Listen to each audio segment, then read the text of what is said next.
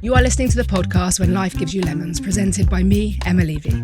Having worked with elite athletes for most of my career, it's always intrigued me that a significant number of high-performing individuals have encountered some form of adversity earlier in their lifetime. My fascination into this grew when I had my own brush with adversity, when I was diagnosed with breast cancer in May 2020, in the midst of the global pandemic at the age of 36. During this period, I questioned whether it was my positive mindset or maybe something deeper, which enabled me to bounce back and train and compete for a triathlon just 1 month following completion of all active cancer treatment. The goal of this podcast is to explore this concept further by meeting a variety of high-performing individuals who have experienced adversity, but who have come back stronger. Today, I'm welcoming Ben Branson to the podcast. Ben is the founder of Seedlip, the world's first distilled non-alcoholic spirit. Inspired by his background in farming and design, Ben invented Seedlip in his kitchen, launching in 2015. Within 4 years, the business had seen such remarkable growth that he had sold a majority stake to the world's biggest premium spirits company, Diagio, and Seedlip is now available in most bars, restaurants and retailers worldwide. As well as being an inventor and entrepreneur, Ben now has a podcast, The Hidden 20%, where he sits down with what he calls great minds that think differently. This podcast was developed following his own recent diagnosis of autism and ADHD. Thanks, Ben. Nice to hear that. I'm really thrilled you're joining us here today on When Life Gives You Lemons. And I actually came across you through your podcast, not through Seedlip. So I'm really keen to chat about neurodiversity and the 20% of the population that have these great minds. Yep. But I thought it'd be good to start at the beginning. And I'd love you to tell us a little bit about you and your story and how actually you started Seedlip, because I think it's a great story. Yeah, I was sort of thinking, I was listening to this podcast, over the last couple of days, and I was thinking, holy shit, I joined this cult in Thailand when I was about 24, 25, and I didn't know it was a cult that I was joining, by the way. It wasn't like a conscious choice, but I realized quite quickly that I joined this cult, and I stayed, and I ended up getting quite a lot of tattoos while I was out there. And one of the pieces of writing, one of the tattoos I got was When Life Gives You Lemons. Is it? So I was just thinking about that. Anyway, growing up, I'm a countryside boy. We farm in North Lincolnshire, and we farmed there for over 300 years as a family.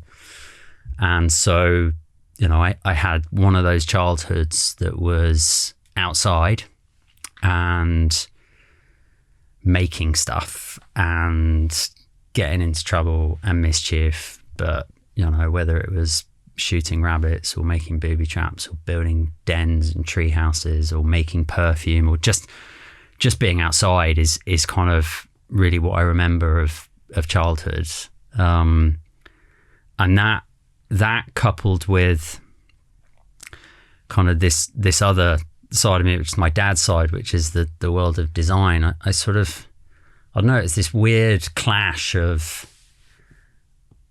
nature and agriculture and produce and bags of potatoes of ours in the kitchen and mucking around with my grandfather on horses and in grain silos and then being fascinated by my dad's world, and the fact that he worked for himself and he founded his own business, but also this world that he lived in of advertising and supermarkets and brands and packaging design, and London, which seemed like, this other world. I went off to boarding school when I was very young. School was kind of fine. I was really good at sport, and I'm pretty intelligent, so I got on okay at school.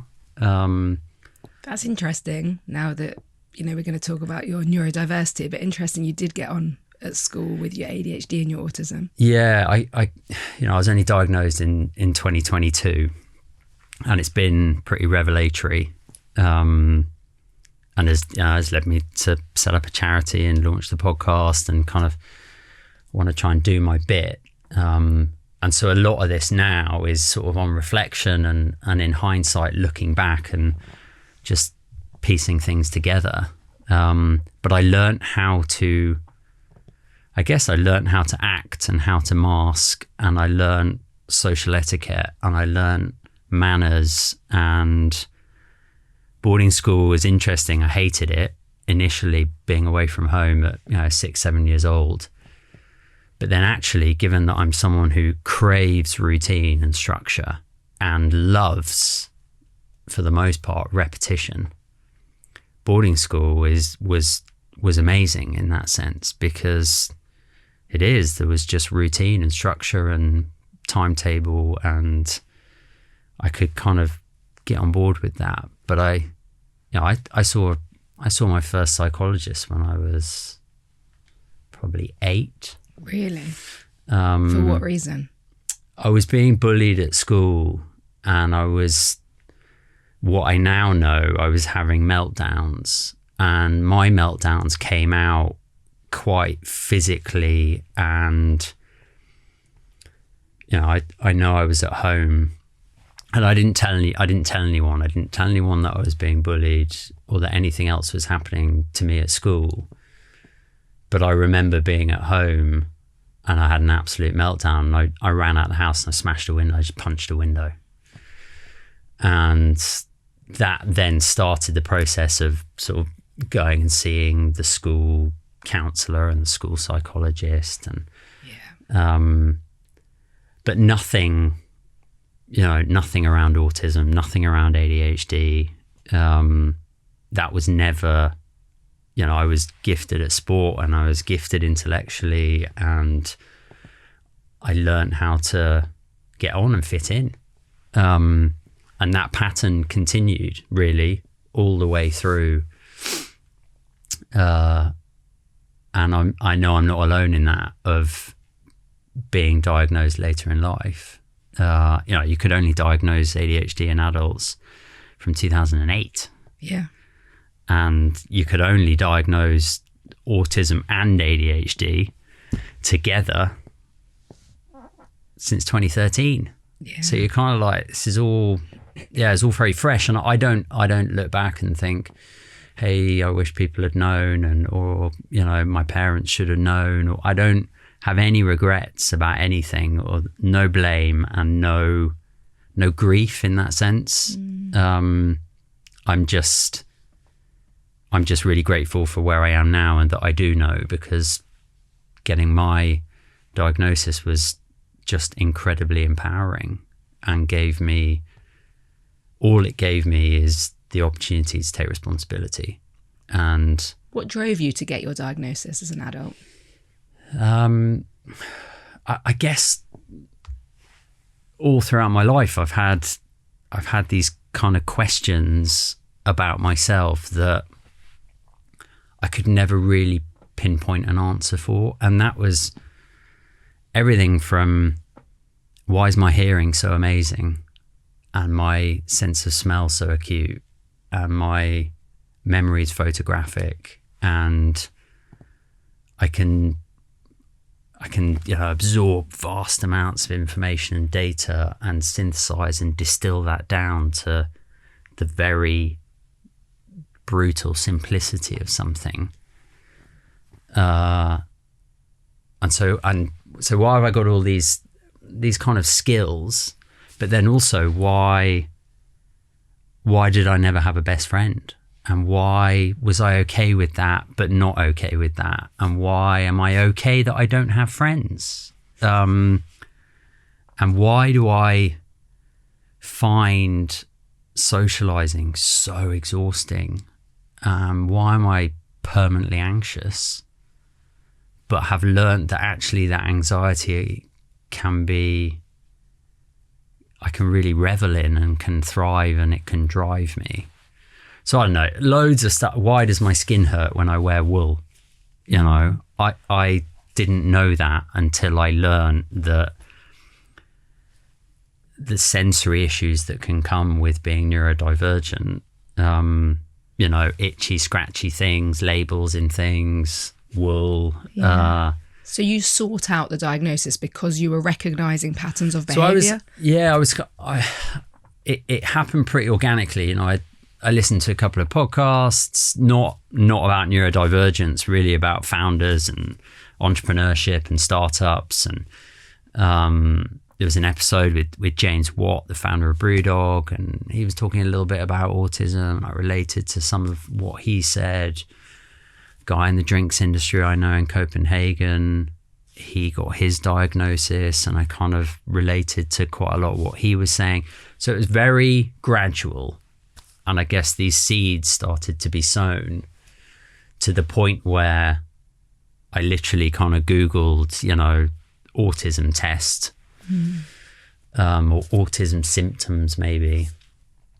And then sort of the rabbit warren of the internet, and finding myself doing a kind of NHS questionnaire and scoring quite highly, but then sort of putting it away and kind of going, are you kidding me?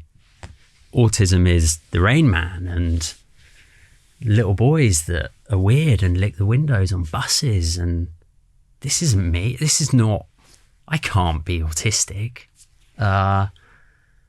And then kind of going, but maybe I could, but I really relate to a lot of this, and maybe this explains stuff. And this was, my wife was 8 months pregnant with our third daughter. So this was not really the time to be kind of getting into any self-indulgence around how my brain works. But I then spoke to this chap in Copenhagen. I said, look, Ian, I think I could be autistic. And he laughed and was just like, of course you are. And I said, how did you get diagnosed and where do I go? What do you do? And he recommended this company. I'm very fortunate I could go privately. And so that started a 12-week diagnostic process. Right. And I didn't tell anybody. Didn't tell my wife. And yeah, a psychologist at the end of it said, congratulations, Ben, you're autistic. And I really felt that, and I really believed it. I really want to ask you about that, because I heard you say that on your own podcast, and I'm really interested. Why congratulations? Because I think we've been conditioned as a society to see neurodivergence, and I mean ADHD, autism, dyslexia, Tourette's, dyscalculia, dyspraxia. We've been conditioned to see them as a negative thing and as a weird thing and a problem. And they're not. There are challenges at 100%, and there are varying degrees of support requirements that come and are connected to that. But we've kind of, society views them as disorders and deficiencies and dysfunctions, and actually they're just differences. And there are, it's been a one-sided conversation. It's been about the negatives, and it's been about the problems and the stereotypes and the myths. And I'm kind of interested in, ironically, not the 20% of people who are neurodivergent. I'm interested in the 80% of people who are not, who have not had the opportunity yet to really understand and be aware and learn that actually there's some really great stuff and there's some real challenges. So how has your diagnosis changed you? What's changed? I feel more myself than I've ever felt. I feel more permission to be myself than I've ever felt. And that, as a 41-year-old man, is, I don't know, it's kind of a strange thing to say. And I want that for everybody. I want everybody to feel like they can be themselves, right? That sort of feels like a very basic human right. Yet, I know that there are lots of people out there who don't feel like they can be themselves. And so my way of trying to tackle that is by, educating and informing the 80% of people who are not neurodivergent, to change the mindset and just break down these myths and these stereotypes so that the 20% can be supported and allowed to flourish. And guess what? That's better for the 100%. Yeah. So how are you doing that? So we set up a charity, the Hidden 20%, in January this year. And we launched a campaign, a podcast that's now, 12 weeks old. So it's babies right at the beginning. And I chat to an amazing, diverse array of guests from lots of different walks of life, from celebrities to authors to psychologists. All about your wife. To my wife, to the psychologist that diagnosed me, about how their brains work and how people's brains work, and the truth, I guess. And the truth is, it's good and it's bad, and that's okay, because that's life, in general. The feedback that we've had has just been really galvanizing, and so we kind of got our tail up and kind of thinking, wow, there's a need and a place for this. Yeah, well, I've thoroughly enjoyed it, like I said off camera before. And I was saying I listened to your wife this morning, and it was a very honest episode. And like you said, it's so interesting to hear from the other side. Yeah, I think it's really easy to just get sucked into the world of people who are neurodivergent and forget that people who are neurodivergent are siblings of, partners of, husbands, wives, colleagues, employees, connected to people who are not neurodivergent. And the way, I'm just doing what I did with Seedlip and non-alcoholic drinks. I am targeting the majority. And Seedlip launched and has only always targeted people who do drink alcohol. Which sounds totally counterintuitive, right, for a non-alcoholic product. But I want to, I kind of have the lofty ambition, I guess, and delusion to kind of go, the way to make big change is change the majority and change that mindset and shift that narrative. And so, that's why we focused on people who do drink alcohol with Seedlip, and Season, our newest little startup, is about putting yummy, delicious seasoning in all drinks, alcoholic, non-alcoholic, because it is about choice. And then the Hidden 20% is, how do we amplify this message to as many people as possible, rather than stay in a niche of this sort of exclusionary club of you've got to be neurodivergent to listen to this. Yeah. Let's talk about Seedlip for a little bit. Okay. We're jumping around, but it's okay. I'm sorry, that's my brain. Which is great. Seedlip, am I right in saying you basically invented it? I invented non-alcoholic spirits. Yeah. So you were the first non-alcoholic spirit. Yeah. So it's quite funny. I'm going to tell you my story of Seedlip. Because when you find it quite surreal that I'm sitting here with like the inventor of Seedlip. So I love alcohol. I'm not an alcoholic, but I do enjoy drinking. And I hated being pregnant, because one of the things I hated about being pregnant was being told I couldn't drink. It wasn't that I couldn't drink, it was I hated being told I couldn't drink alcohol. And I remember being pregnant with my middle son, like 2017 probably, walking around Bicester Village. Yep. And there was a pop-up. Yes. And it was Seedlip, and they called me over. They probably saw a pregnant woman, and they said, "Have you heard of us?" I said, "No, I hadn't heard of it." And they gave me a taste, and I was like, "Oh my god, this is unbelievable! Like, this tastes good.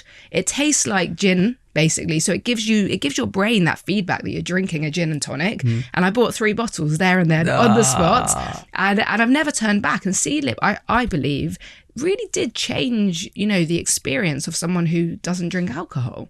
Yeah, thank you for sharing that. But you basically invented it. And then am I right in saying that this is on your website, and I think this is amazing. The first 1,000 bottles sold out within 3 weeks, the second 1,000 in 3 days, and the third in 30 minutes. Yeah, I mean, it was 2.5 days, but we rounded it up to 3. But yeah, it was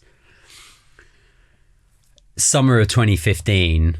I decided I was going to make 500 bottles, and that was going to be a pretty big deal, being I was on my own. Was it literally just you? Yeah. Were you bouncing ideas off anyone? There were 50 people. I counted because I sent them all a print when we launched. I counted 50 people who'd been involved. And I'm talking everybody from people in the drinks industry I went and sat and had a coffee with, the guy making the labels, the guy helping me source ingredients, like lots of people were involved. It wasn't only me, but it was all my responsibility. And I was the only person basically spending all my time working on it. And all your money? And all my money, yeah. Did you have any investment at the beginning? No. Someone told me, how can you expect somebody else to give you any money if you haven't put any in yourself? And I was just like, that's really fair, actually. So yeah, I'm going to put some money in. And then in my mind at that time, I was dancing between, I want to change the way the world drinks, and oh my God, this is going to be amazing, and wow, so much opportunity, to this is the shittest idea ever, and lots of people are telling me that I'm deluded and that this is never going to sell a bottle, and what's the point? So I was sort of flitting between these two extremes and just trying to take the middle road, which was to take the next right action towards launch. That was sort of not listen, I could kind of listen to both voices, but actually it was just like, but what's the next thing I need to do if I want to see if this is going to have any legs? And so I made, I planned to do 500 bottles. And then I went and had a meeting with the buyer at Selfridges through an introduction of a friend of mine who'd launched their rum there. And her email response was, I'll give you 15 minutes and I don't like anything without alcohol in. So I was like, okay. And I, in my view, I didn't do it wasn't like I did focus groups or did loads of research with people. I wasn't even taking it around friends and family. I was like, I'm going to start at the top, and I'm not going to make 500 bottles. I'm going to go and see if this person thinks it's any good. And if they think it's great, then maybe I'm on something. And if they think it's rubbish, then maybe I can rethink or go and check it out with somebody else. So anyway, I walked into this meeting and literally I had like my laptop open because I knew I only had 15 minutes with some pictures of Seedlip, and I had a bottle unlabeled, and I had a little bottle of Fever Tree Tonic. So a bottle of Seedlip Spice unlabeled, and a bottle of Fever Tree Tonic, and a bottle opener, and a glass in this little box. And so I just walked in and was kind of like, hi Dawn, right, let me just start talking at you and try this. And she loved it and started inviting other people in. Hey, come and taste this. You've got to try this. She's like, I want it, and I want an exclusive, and we're going to launch it here in Selfridges. I remember walking out of that meeting and going and sit as a random little Italian kind of restaurant, coffee shop, just near Duke Street, just opposite where Selfridges is. Yeah.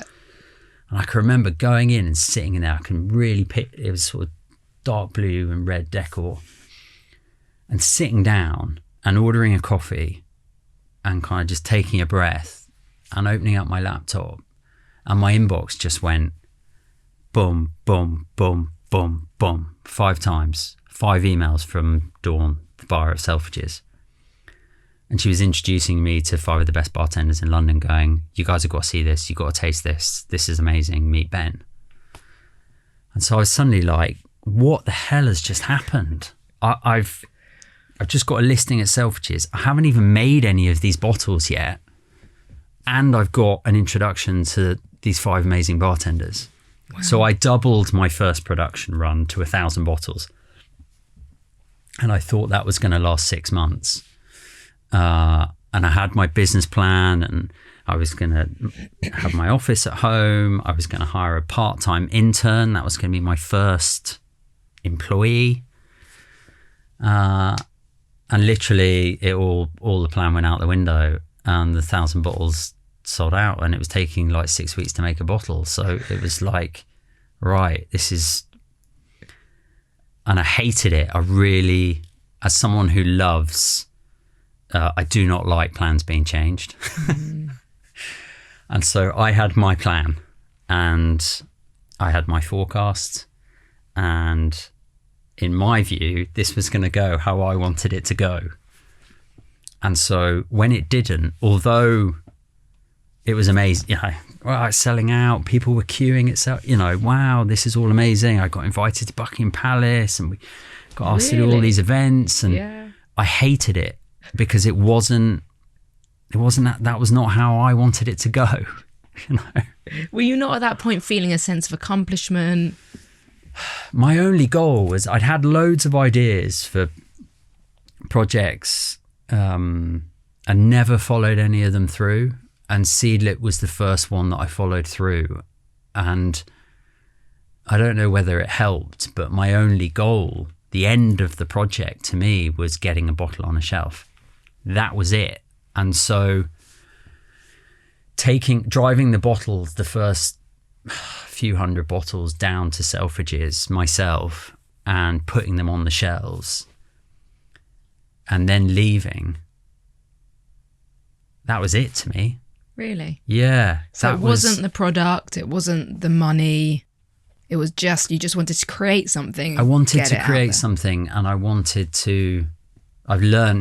learning now that really all I want to do is express myself. And that sounds really obvious, because that's what we're all doing all the time with what we buy, what we do, what we make, who we interact with. But I just want to make things, and that's what I did as a kid, and I like to create, and that's my way of expressing myself. And so Seedlip was an opportunity to put in and on a bottle everything that I care about, from nature and ingredients and design and a plan and a amazing distillation process, you know, that I was really proud of. And yeah, that it was just that. It was just like, this is how I see the world, and this is what I think. And in my case, that comes in a bottle. Yeah. And what's your relationship with alcohol? So I love alcohol. I wrote about this yesterday, actually, but I love alcohol. I just don't drink it. And I love the world of hospitality, and I love the people within alcohol, and whether that's bartenders or craft spirits. I think it's an amazing industry. And although I'm really antisocial, and I don't really want to go for a drink, you know, I just find, maybe from a like human behavior, psychology, you know, just how a bar works, the psychology of a back bar, brands, design, taste, flavor. I find that all really fascinating. Usually when people ask me if I drink alcohol or not, sometimes I just don't even answer, because I never ask someone whether they drink alcohol or not. Yeah. Because in the nice possible way, I don't care.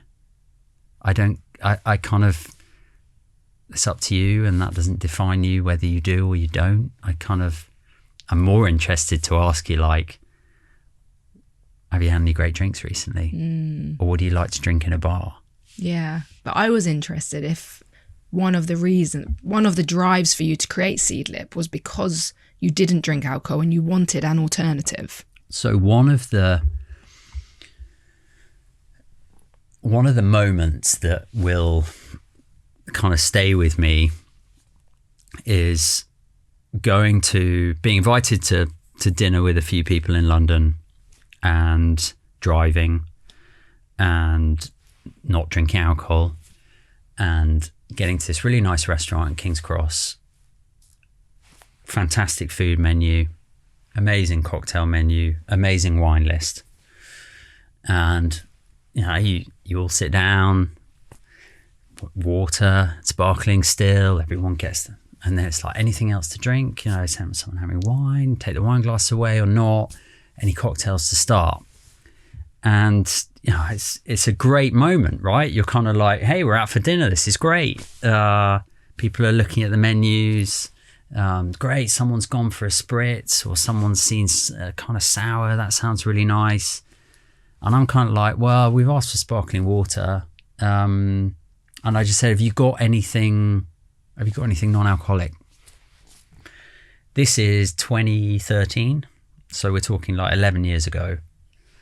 And everybody else on the table was drinking alcohol. And so the drinks then came, and everyone, as you do, you're happy, you're kind of excited. Oh, what have you got? Let's have a look. And I got presented with this fucking pink, nothing wrong with the colour pink, but pink, fruity, syrupy kids drink. Yeah. And that was not the moment I decided to start Seedlip, but it was a moment where I felt like an idiot and I couldn't finish it. It didn't go with the food. It just didn't fit. It just didn't fit the occasion. And I was kind of struck by, like, the food's amazing. The ambiance is amazing. The cocktails are amazing that are alcoholic. The wine list is amazing. The reviews are all amazing. The staff are great. Yeah, and I bet you if I said that I had a nut allergy or I was vegan or what, I bet you would cater for that. But just the simple fact that for this drink, I'm not drinking alcohol means I get a real less than service. It just felt like not good enough and not like full hospitality. They didn't have an alternative, did they? There was nothing. There was Beck's Blue, Caliber, and that's it. Yeah. And now, the non-alc category is north of $13 billion in its top 10 markets. That's just in its top 10 markets. There are 1,000 new non-alcoholic brands that have launched, 90% of those in the last 3 years. All the stats around people drinking less but better and moderating, or younger generations deprioritizing the role of alcohol within their socializing. Yeah. And look, we've got, I think the last stats are, 2 pubs close a day, 2 nightclubs close a week. And we've got 40,000 coffee shops now. Yeah. And gyms. And we've got gyms. Yeah. And we've got mini golf and table tennis and posh cinemas and like so many other ways to spend our time. Yeah. And these things called screens that people are glued to as well. So it's amazing in the sense that there's so much choice now in how we socialize, how we spend our time. Really amazing. And therefore it needs to be really amazing, the choice that you can have of what to drink and eat during those occasions. Yeah. You've spoken a few times about how difficult you find it to socialize. And I'm interested in, when you set up a business, obviously there's quite a lot of networking to be done, I would imagine. How did you go about that? How did you cope, and how do you still cope with the networking side of starting and running a business? Yeah. I think I'm really driven by, I'm really curious. So I'm not social, but I'm incredibly curious about people. And so there's an element of, hey, look, I'm starting a business and I'm starting it on my own. So no one else is going to do it. So I have to take responsibility for that of, if I don't know, I'm going to find out. And I'm going to ask people if I can go for coffee with them. I'm going to reach out to people. And that's pretty easy to do when you can hide behind emails and LinkedIn.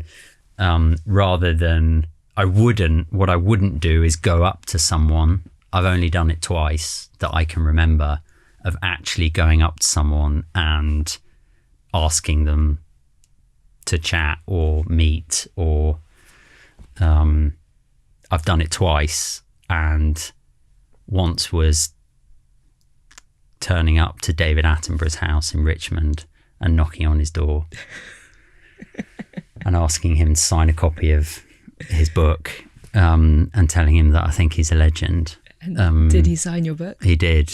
And our eldest daughter wrote him a letter, and so that was if you really need to kind of do it, no one else is going to do it. So there was that, and then I was just outside Barcelona. It's probably 2018. Seedlip was part of the world's 50 best restaurant awards that were happening in Bilbao, and it was the night before the awards, and they were hosting some kind of drinks and food, and I remember looking across the room and seeing like 3 of my idols from a chef perspective standing and talking. It was Dan Barber, Daniel Hum, and Grant Schatz. And these guys, they all run 3 Michelin star restaurants in the US. And Seedlip was served in all 3 of them. And I stood there and I watched and I watched and I watched. And I was like, I've got to go and say thank you. I've got to go and speak to these guys. And so I did. I just walked up to them, and this sounds ridiculous even saying it, that, you know, just walking up to 3 guys, that's it. They're just people. But it felt like a massive deal for me, and just to walk up to them, interrupt their conversation and kind of go as quick, you know, I was trying to rehearse this in my head of like, how quickly can I get to the fact that I just want to say thank you. And so I sort of probably fumbled along I'm Ben, I made this thing called Seedlip, it's in your restaurants, you're amazing, I just want to say thank you. They were probably quite starstruck with you, no? No. They were like, wow. They did, but I just, you know, I was messaging Grant Schatz yesterday, and, you know, he is, if you've watched Chef's Table, he has an episode on there. He's an absolute genius. So there are the very rare occasions where I will really put myself out in a social occasion. But amazing that there's been 2 and you remember them both so clearly. I can picture them, crystal clear. So obviously they were both very challenging for you at the time. Yeah, I'm just really aware that I just sort of crossed my legs and my arms to sort of go into like some sort of protection mode. But I just find when it's a work social thing, there's like today, right? There's a beginning, a middle, and an end. There's structure. There's a purpose. There's an outcome. I feel like I know what I'm doing. I feel like I know how to handle that situation. It's where there isn't that, which I'm guessing is what happens when you have friends, right? Where how do you do that? I don't know how to, how often are you meant to be in touch with someone, and like, what, you know, do you have to remember birthdays or what? Like, I don't know how to do that. So do you think you can learn those social skills? I think you can learn social skills, absolutely, in terms of manners, etiquette, small talk, you know, all that kind of stuff. I think you absolutely can. In the nice possible way, I just don't see the point of, I don't know, I just don't see the point of having friends. Yeah. I don't. It doesn't give you joy to sit with someone and have a conversation without a structure. Exactly. It doesn't. Does it give you anxiety? Yeah, it gives me anxiety because I'm not sure how it's meant to go. And it takes a lot more energy. And so all I find with social occasions when and meeting new people, and this is sort of work as well, is that I'm giving. I'm like right now, there's nothing else that's happening in my life apart from right now. I'm not thinking about what am I meant to do next, or I haven't got any other trains of thought happening. I'm just really present and focused in talking to you, and the rest of the world just does not matter. And so I'm giving everything to this, and that leaves me quite depleted afterwards because I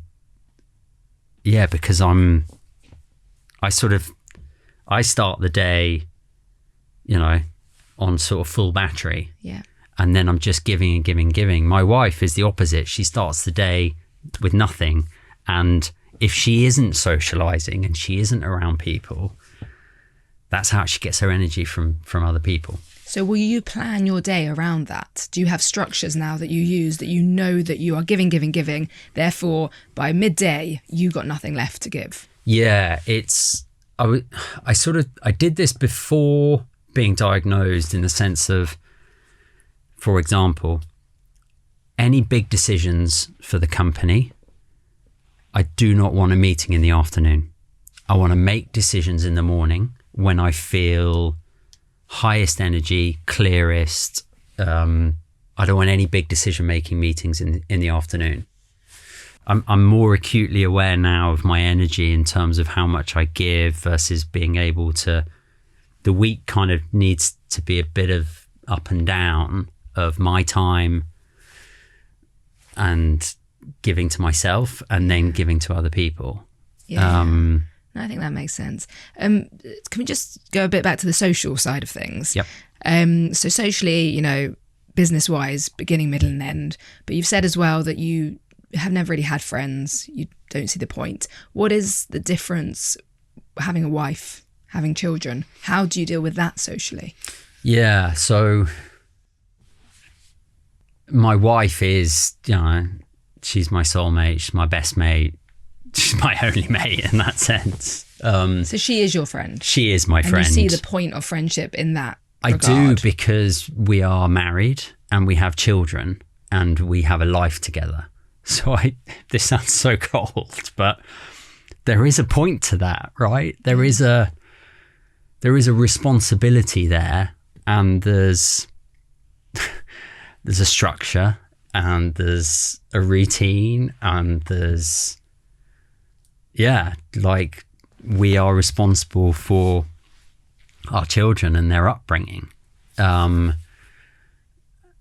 And so, I've known my wife for over 20 years, and she's incredible.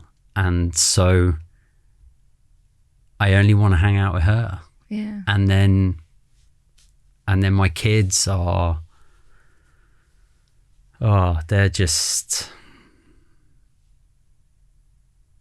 they are absolutely everything. I've learned recently that I only cry really on 2 occasions. I thought I only cried listening to music. I thought that's the only kind. And then I cried twice on the podcast, and it's about kids. Yeah. And there go the arms folding again. Just protecting yourself. You think, I don't want to go there. I just, you've got 3 kids. Emma, they're the most wonderful, pain in the arse, annoying, intense, stressful, incredible. Just what a gift they are. So what do you say to those people listening who think that people with autism can't feel, can't love, don't have any emotion, can't empathize? Yeah, I'd kind of say not true, firstly, or not true in my case. Empathy is difficult. I find empathy, I sort of find it, as strange as it sounds, I can empathize more with my kids or with children, and I can empathize more with animals than with adults. Don't know why that is, but love, yeah, I kind of disagree with that, and I think it's part of all of the baggage that comes with all of the myths around, okay, dyslexic people just can't spell, and people who have Tourette's all just swear. And you're like, no, they don't. Actually, only 10% of people with Tourette's say inappropriate things out loud, and that's a tic, and that's an involuntary thing. They're not kind of just sort of going, I want to say the most inappropriate thing right now, so this is what I'm going to say. And guess what? Girls can be ADHD, and guess what? Girls can be autistic. Yeah. And so it's the, autistic people are just really good at maths and really socially awkward, and it's just men. And so, yeah, the love and empathy piece is part of that sort of soup that we're trying to unravel. And just, it's not black and white, and it's not one size fits all. Yeah.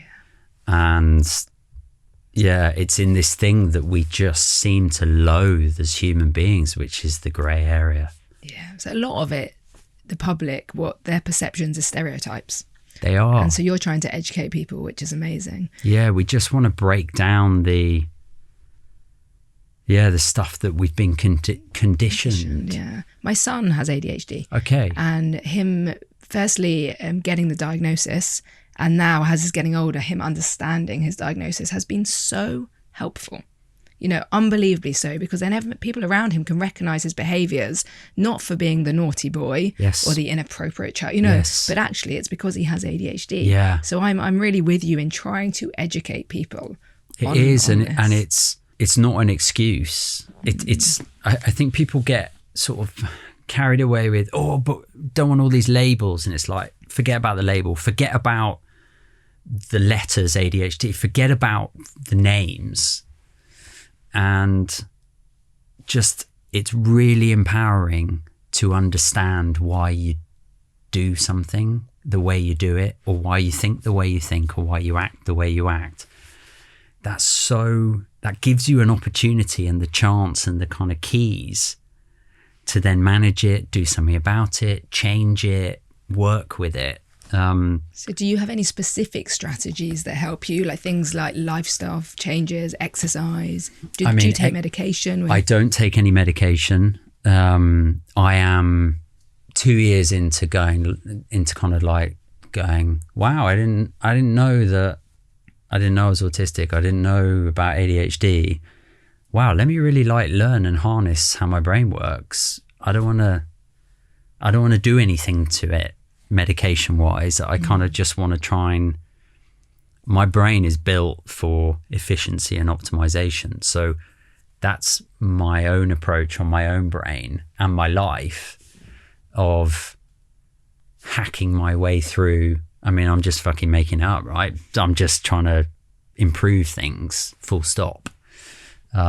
Sleep has been really important. I'm really protective of my sleep, of getting enough sleep, because I need that time to switch off and recharge. The one thing that I know I banged on about, it's really empowering and you kind of know a bit more about yourself, but the flip side of that's been massive for me, and I'm sure, and I've heard from other people, is that I am a lot kinder to myself because I now understand how I work. I'm way kinder to myself. I give myself a way less hard time.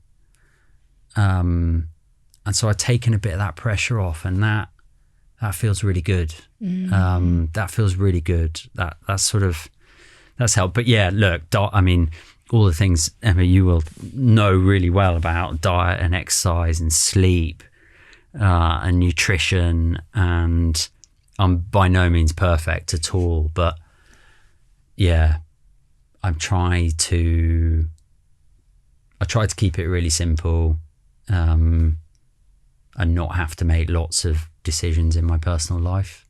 Yeah. So I try and wear the same things, and I try and, I always have a smoothie for breakfast, but it's always a different smoothie that I make, and I ram it full of powders and drops and all the kind of good stuff.